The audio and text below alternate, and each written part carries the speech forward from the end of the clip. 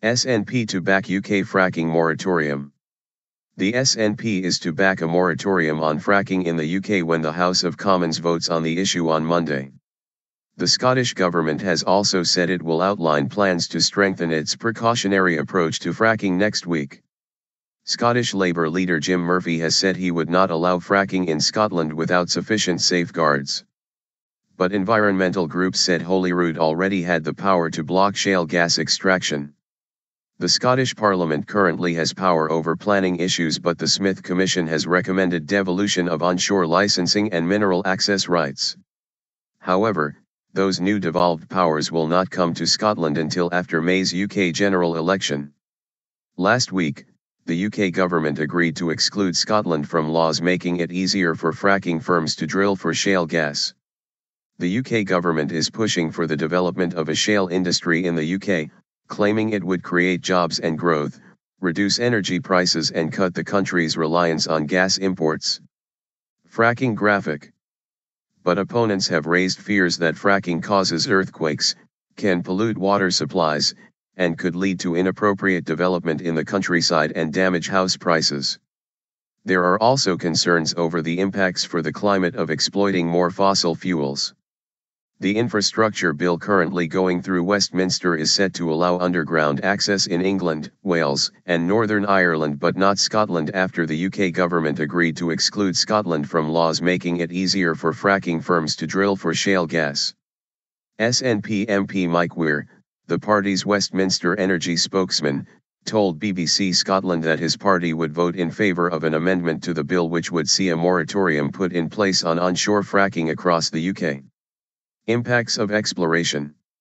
Speaking to the Good Morning Scotland programme, Mr. Weir said, "The problem here is that the powers are to be transferred to the Scottish Parliament under the Smith Commission. That is unlikely to happen for some time. There are serious issues as to what happens in the meantime, both with existing licenses being granted by the UK government and the prospect of the UK government granting licenses in the meantime.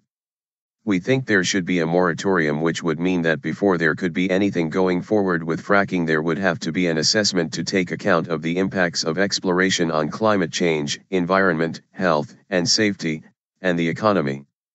Mr. Weir said, Labour need to clarify that their Scottish MPs will join the SNP in voting for a UK moratorium on fracking. He said that Labour's Scottish Environment spokeswoman Sarah Boyack had refused to say how Scottish Labour MPs would vote in Monday's debate. Line. What is fracking and why is it controversial? Fracking process in US. Fracking is shorthand for hydraulic fracturing and refers to how the rock is broken apart by high pressure mixture. Fracking allows drilling firms to access difficult-to-reach resources of oil and gas. In the US it has significantly boosted domestic oil production and driven down gas prices. Opponents say the process releases potentially carcinogenic chemicals into nearby groundwater. The industry suggests pollution incidents are the results of bad practice, rather than an inherently risky technique. Line. Scottish Energy Minister Fergus Ewing has written to his UK counterpart Ed Davey, calling on the UK government not to issue any more licenses for unconventional oil and gas in Scotland. Chemical firm Ineos has bought the license for shale gas exploration and development across a 329 square kilometre area around its Grangemouth power plant. Friends of the Earth Scotland head of campaigns Mary Church welcomed the SNP's support for the amendments to the infrastructure bill, but said it was not a declaration of full support for a moratorium or ban in Scotland. She added, "It is clear that the Scottish Government could call a halt on unconventional gas exploitation immediately using existing powers.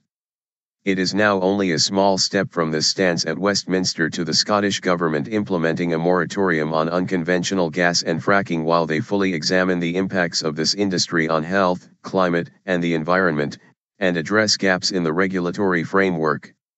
Even better, the Scottish Government should just ban this unnecessary industry altogether and focus on making the most of our abundant renewable energy resources."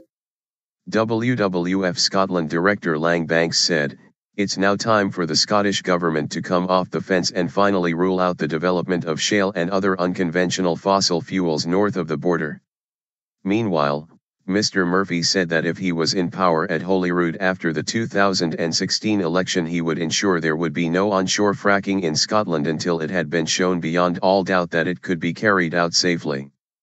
Rightly concerned, Labour has lodged its own amendment to the infrastructure bill calling for fracking activity to only be allowed once safeguards including environmental impact assessments and independent inspections of the integrity of wells are carried out. Mr. Murphy called on the Scottish Government to use its existing planning powers now to stop any onshore fracking immediately. He said the UK Government should suspend the current licensing round in Scotland until new powers are devolved through the Smith Agreement process. People are rightly concerned about shale gas, Mr. Murphy said. They are worried that it will be imposed on their community against their will and without their consent. I will not let that happen. Ken Cronin, the chief executive of UK Onshore Oil and Gas, said, within 15 years Scotland will be a net importer of gas and at the mercy of international markets for its gas without shale. We have had a well-regulated industry in Scotland for many decades. We have drilled over 30 wells in the last 20 years.